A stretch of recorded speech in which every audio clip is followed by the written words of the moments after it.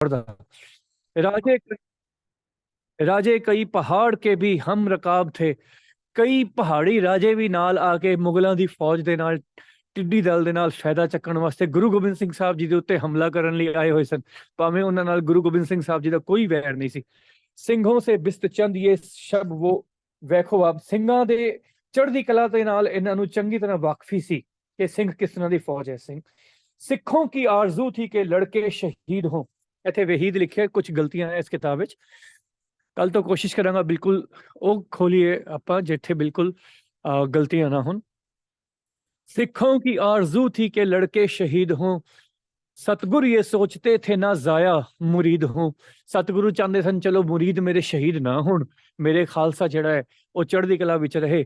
सिख चाहते थे कि जेकर हुण इत्थे फौजां नूं भोजन तक नहीं मिल रहा तो फिर क्यों ना आपां लड़के शहीद होइए, बजाए कि भुख दे नाल निडाल होंदे आपां किले तो बाहर निकलीए ते लड़के शहीद होइए। आगे बोले के अपनी फौज निहायत है मुख्तसर, घेरे हुए हैं हमको हजारों ही अहलेवर, छोड़ेंगे अपने आप को दुश्मन के रहम पर, उसमें भी अपनी इज्जत अजमत को है खतर, चिड़ियों को आज भी मैं लड़ा दूंगा बाज से, कुछ फायदा नहीं है मगर तरको ताज से, मगर तरको ताज से। गुरु गोबिंद सिंह साहब महाराज जी के बचनों ਨੂੰ कवि जी इस तरह कह रहे हैं कि महाराज कहते हैं कि मेरी फौज चाहे निहायत ही मुख्तसर है, छोटी जी फौज है ਤੇ ਹਜ਼ਾਰਾਂ ਲੱਖਾਂ ਦੇ ਵੈਰੀਆਂ ਨੇ ਸਾਨੂੰ ਘੇਰਿਆ ਹੋਇਆ ਹੈ, ਲੇਕਿਨ ਅਸੀਂ ਆਪਣੇ ਆਪ ਨੂੰ ਦੁਸ਼ਮਣ ਦੇ ਰਹਿਮ ਤੇ ਨਹੀਂ ਛੱਡਾਂਗੇ। ਦੁਸ਼ਮਣ ਦੇ ਰਹਿਮ ਤੇ ਛੱਡ ਦਈਏ ਤਾਂ ਉਹਦੇ ਉੱਤੇ ਵੀ ਆਪਣੀ ਇੱਜ਼ਤ ਦੇ ਉੱਤੇ ਜਿਹੜੀ ਹੈ ਗੱਲ ਆਉਂਦੀ ਹੈ। ਅਸੀਂ ਇਸ ਤਰ੍ਹਾਂ ਨਹੀਂ ਕਿਲੇ ਦਾ ਬੂਹਾ ਖੋਲਣਾ। ਤੇ ਮੈਂ ਚਿੜੀਆਂ ਦੇ ਨਾਲ ਬਾਜ਼ ਨੂੰ ਜਿਹੜਾ ਹੈ ਬਾਜ਼ ਦੇ ਨਾਲ ਚਿੜੀਆਂ ਨੂੰ ਵੀ ਲੜਾਉਣਾ ਜਾਣਦਾ ਤੇ ਲੇਕਿਨ ਇਸ ਸਮੇਂ ਇਹ ਟਾਈਮ ਨਹੀਂ ਹੈ ਕਿ ਮੈਂ ਖਾਲਸੇ ਨੂੰ ਇਸ ਤਰ੍ਹਾਂ ਜੰਗ ਦੇ ਵਿੱਚ ਝੋਂਕ ਦਿਆਂ। ਇਸ ਕਰਕੇ ਅਨੰਦਪੁਰ ਸਾਹਿਬ ਦੇ ਕਿਲੇ ਦੇ ਵਿੱਚ ਗੁਰੂ ਸਾਹਿਬ ਜੀ ਨੇ ਕਿਲੇ ਦਾ ਬੂਹਾ ਬੰਦ ਕਰਕੇ ਸਿੱਖਾਂ ਦੀ ਫੌਜ ਨੂੰ ਲੜਨ ਵਾਸਤੇ ਹੁਕਮ ਨਹੀਂ ਕੀਤਾ। आओ अगे देखते हैं की कहते हैं कवि जी।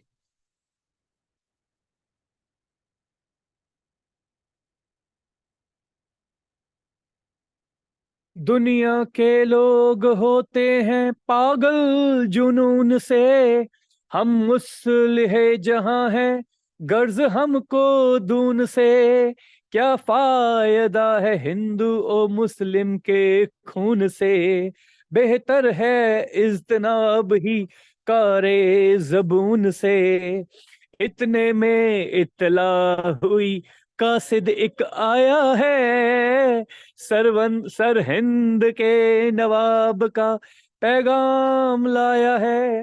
गुरु साहब ने कहा दुनिया के लोग तो जनून विच पागल होए फिरदे है, लेकिन इस दे विच कोई भी जिहड़ा है सियाणप नहीं कि ਅਸੀਂ ਇਹਨਾਂ ਦੇ ਨਾਲ ਇਸ ਸਮੇਂ ਮੱਥਾ ਲਗਾਈਏ ਤੇ ਹਿੰਦੂ ਮੁਸਲਮਾਨ ਦਾ ਖੂਨ ਜਿਹੜਾ ਹੈ ਉਹ ਜ਼ਾਇਆ ਜਾਏ। ਇਸ ਕਰਕੇ ਇਸ ਸਮੇਂ ਆਪਾਂ ਪਰਹੇਜ਼ ਕਰੀਏ, ਭਾਵ ਕਿ ਇਹਨਾਂ ਦੇ ਨਾਲ ਹੁਣੇ ਮੱਥਾ ਨਾ ਲਗਾਈਏ। ਇੰਨੇ ਵਿੱਚ ਇਤਲਾਹ ਹੋਈ ਕਿ ਇੱਕ ਕਾਸਿਦ ਆਇਆ ਹੈ। ਕਾਸਿਦ ਮਤਲਬ ਇੱਕ ਸਰਹੰਦ ਦੇ ਨਵਾਬ ਦਾ ਜਿਹੜਾ ਪੈਗਾਮ ਲੈ ਕੇ ਆਇਆ, ਜਿਹੜਾ ਉਹਨਾਂ ਦਾ ਬੰਦਾ, ਉਹਨਾਂ ਦਾ ਦੂਤ ਆਇਆ। ਅੱਗੇ ਗੁਰੂ ਸਾਹਿਬ ਕਹਿੰਦੇ ਆ, फरमाए सतगुरु इसे लाओ हमारे पास, ये पाके हुक्म तुरंत गया उठ के एक दास, लाया सफीर जिस पे था छाया हुआ हिरास, दीवाने खालसे का जो देखा गया हवास। ਹੁਣ ਸਤਿਗੁਰੂ ਜੀ ਨੇ ਕਿਹਾ ਇਹਨੂੰ ਮੇਰੇ ਕੋਲ ਲੈ ਕੇ ਆਓ। ਜਿਹੜਾ ਇਹ ਗੁਰੂ ਸਾਹਿਬ ਨੇ ਕਿਹਾ ਕਿ ਜਿਹੜਾ ਨਵਾਬ ਸਰਹੰਦ ਦਾ ਇਹ ਆਇਆ ਦੂਤ, ਇਹਨੂੰ ਲੈ ਕੇ ਆਓ। ਇਹ ਸੁਣ ਕੇ ਇੱਕ ਦਾਸ ਗਿਆ, ਉਹਨੂੰ ਲੈ ਕੇ ਆਇਆ।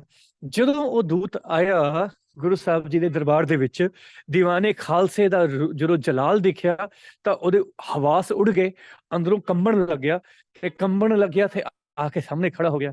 ਅੱਗੇ सतगुर ने देके हौसला पूछा ये प्यार से, पैगाम क्या तू लाया है फौजे वरार से। दस की पैगाम लेके आए। कहने लगा हुजूर का रुतबा बुलंद हो, नानक की शान 10वें गुरु में दो चंद हो, हादी हो एक जमाने के तुम, दर्दमंद हो कि जो माफ बात अगर ना पसंद हो। ਸੋ ਇਹ ਦੂਤ ਦੇ ਬੋਲਣ ਦਾ ਤਰੀਕਾ ਹੈ। ਕਹਿੰਦਾ ਮਹਾਰਾਜ ਤੁਹਾਡਾ ਰੁਤਬਾ ਬੁਲੰਦ ਰਵੇ, ਤੁਸੀਂ ਗੁਰੂ ਨਾਨਕ ਦੇਵ ਜੀ ਦੇ ਜਾਨਸ਼ੀਨ ਹੋ, 10ਵੇਂ ਗੁਰੂ ਹੋ, ਤੇ ਜ਼ਮਾਨੇ ਦੇ ਤੁਸੀਂ ਗੁਰੂ ਵੀ ਹੋ ਤੇ ਇਹਨਾਂ ਦੇ ਦਰਦਮੰਦ ਵੀ ਹੋ ਦੁਨੀਆ ਦੇ। ਤੇ ਜੇ ਤੁਹਾਨੂੰ ਮੇਰੀ ਗੱਲ ਪਸੰਦ ਨਾ ਆਏ ਤਾਂ ਮੈਨੂੰ ਮਾਫ ਕਰਨਾ, ਕੀਜੇ ਮਾਫ ਬਾਤ ਅਗਰ ਨਾ ਪਸੰਦ ਹੋ। भेजा है मुझको नाज़िमे सरहंद ने यहाँ, फुरमाने वो दिल्ली के पाबंद ने यहाँ। मैनू सरहंद दे नाज़िम ने भेजे दिल्ली दा फरमान लेके। इसने कहा कि हमको नहीं बैर आपसे, रखते नहीं है कदहर मुदैर आपसे, पाते हैं सब बगैर सबक खैर आपसे, अपने बेवजह तमा हुए गैर आपसे, दीने धर्म को छोड़ के अंधे हुए हैं कुछ, नाजिल पहाड़ पर से दरिंदे हुए हैं कुछ। ਹੁਣ ਇਹ ਪੋਲਿਟਿਕਸ, ਇਹਨੂੰ ਪੋਲਿਟਿਕਸ ਕਹਿੰਦੇ ਆ, ਤਰੀਕਾ ਕਹਿਣ ਦਾ। ਇਹ ਕਹਿੰਦਾ ਕਿ ਗੁਰੂ ਸਾਹਿਬ ਜੀ ਨਵਾਬ ਸਰਹੰਦ ਕਹਿ ਰਿਹਾ ਹੈ ਕਿ ਸਾਨੂੰ ਤੁਹਾਡੇ ਨਾਲ ਕੋਈ ਬੈਰ ਨਹੀਂ ਹੈ। ਇਸਨੇ ਕਹਾ ਕਿ ਹਮਕੋ ਨਹੀਂ ਬੈਰ ਆਪਸੇ, ਰੱਖਤੇ ਨਹੀਂ ਹੈ ਕਦ ਹਰਮੋ दैर आपसे, ਅਸੀਂ ਤੁਹਾਡੇ ਨਾਲ ਕੋਈ ਵੈਰ ਨਹੀਂ ਰੱਖਦੇ। पाते हैं सब बगैर सबक खैर आपसे। गुरु साहब ਤੁਹਾਡੇ ਤੋਂ ਤਾਂ ਨੇਕੀ ਦਾ ਸਬਕ, ਖੈਰ ਦਾ ਸਬਕ ਸਾਰੇ ਪਾਉਂਦੇ ਆ, ਤੁਸੀਂ ਤਾਂ ਚੰਗੀਆਂ ਗੱਲਾਂ ਸਮਝਾਉਂਦੇ ਹੋ।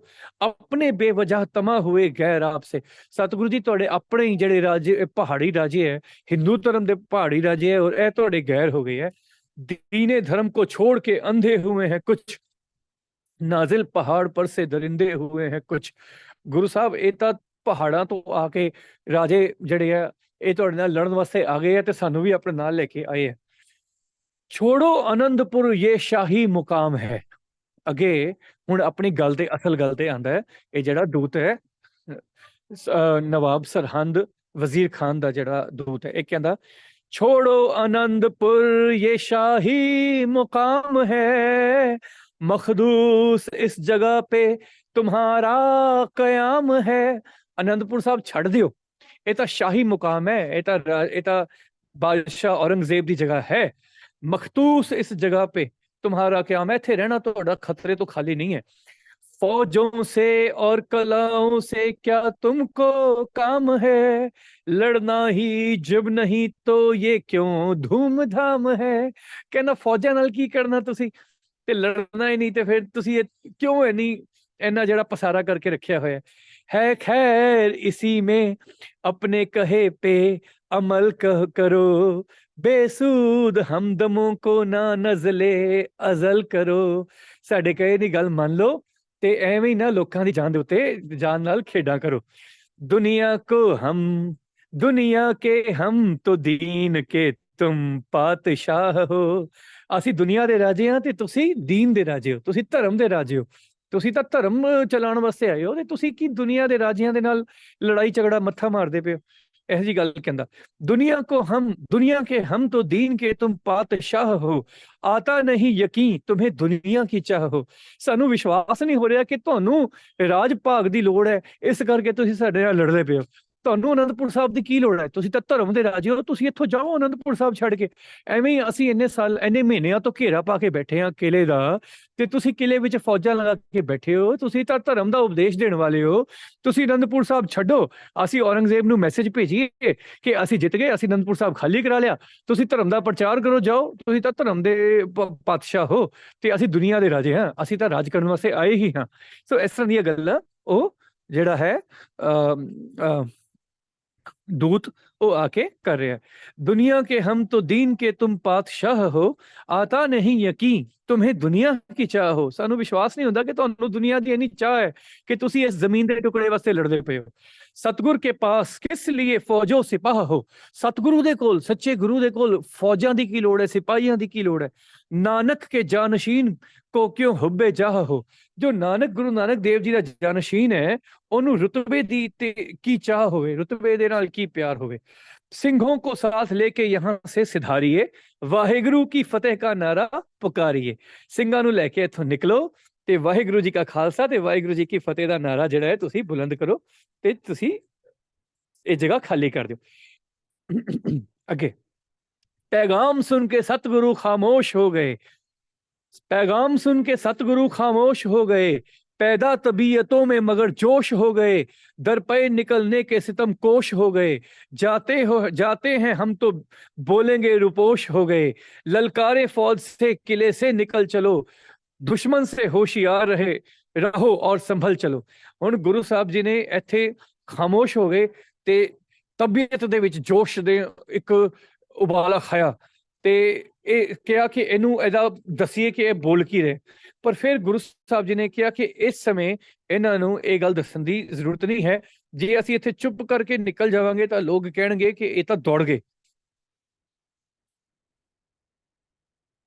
ਜੇ ਅਸੀਂ ਚੁੱਪ ਕਰਕੇ ਨਿਕਲ ਜਾਵਾਂਗੇ ਤਾਂ ਇੱਥੇ ਲੋਕ ਕਹਿਣਗੇ ਕਿ ਇਹ ਤਾਂ ਚਲੇ ਗਏ। आओ हुण तुसी स्क्रीन ते भी इनू देख पा रहे हो।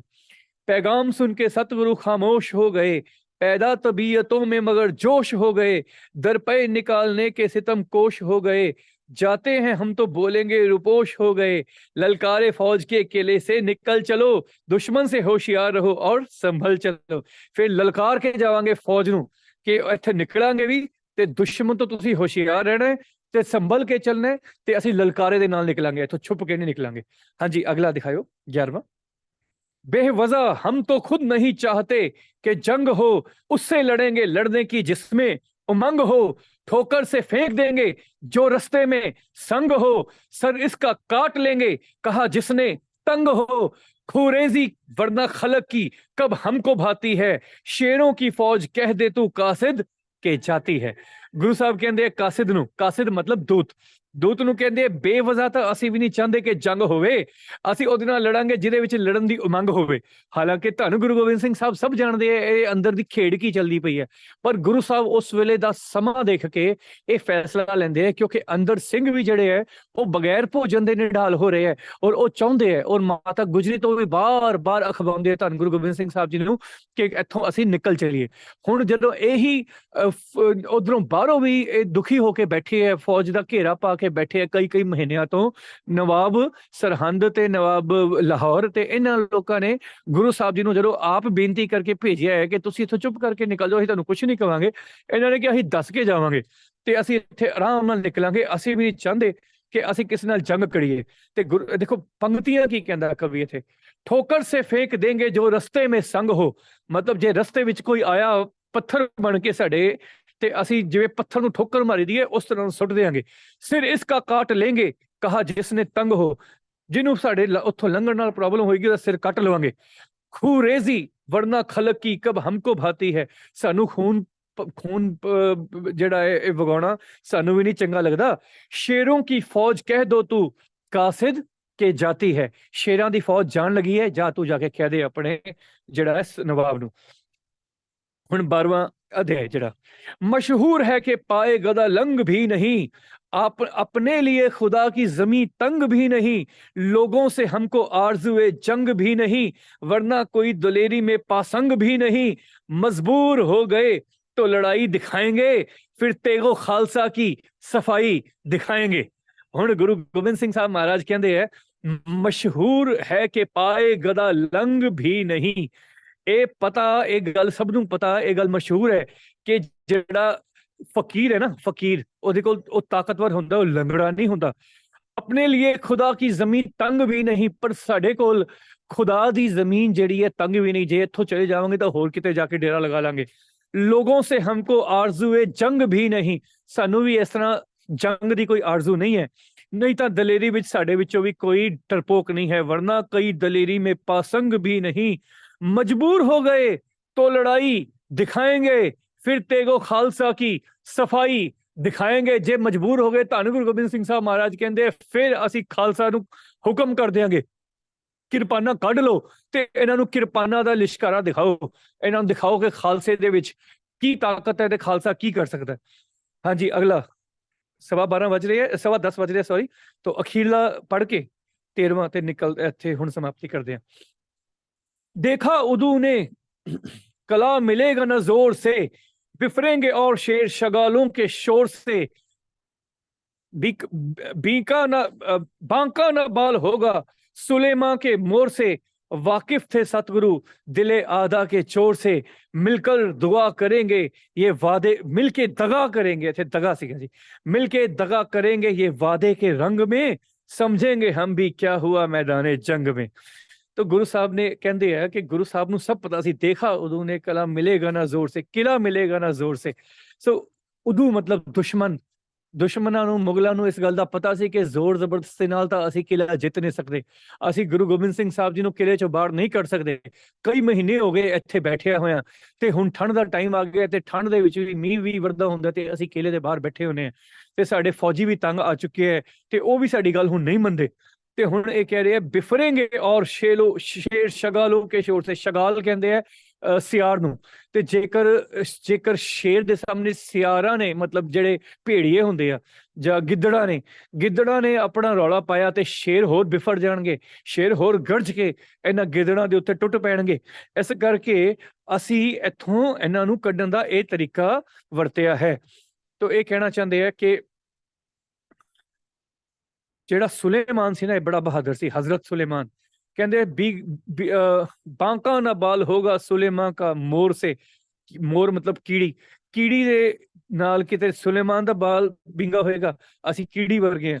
ਵਾਕਿਫ ਤੇ ਸਤਿਗੁਰੂ ਦਿਲੇ ਆਦਾ ਕੇ ਚੋਰ ਸੇ, ਇਹਨਾਂ ਲੋਕਾਂ ਦੇ ਅੰਦਰ ਜਿਹੜਾ ਚੋਰ ਸੀ ਦਿਲ ਵਿੱਚ, ਗੁਰੂ ਸਾਹਿਬ ਸਭ ਜਾਣਦੇ ਸੀਗੇ ਕਿ ਇਹ ਕਿਉਂ ਸਾਨੂੰ ਕਹਿ ਰਹੇ ਆ।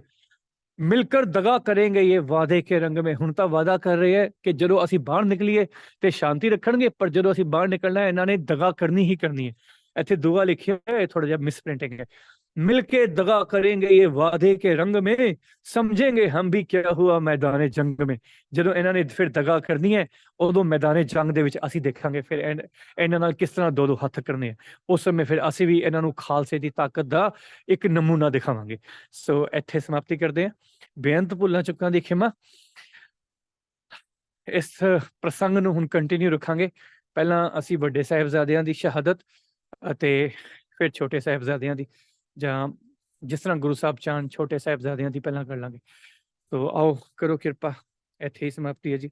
ਵਾਹਿਗੁਰੂ ਜੀ ਕਾ ਖਾਲਸਾ, ਵਾਹਿਗੁਰੂ ਜੀ ਕੀ ਫਤਿਹ।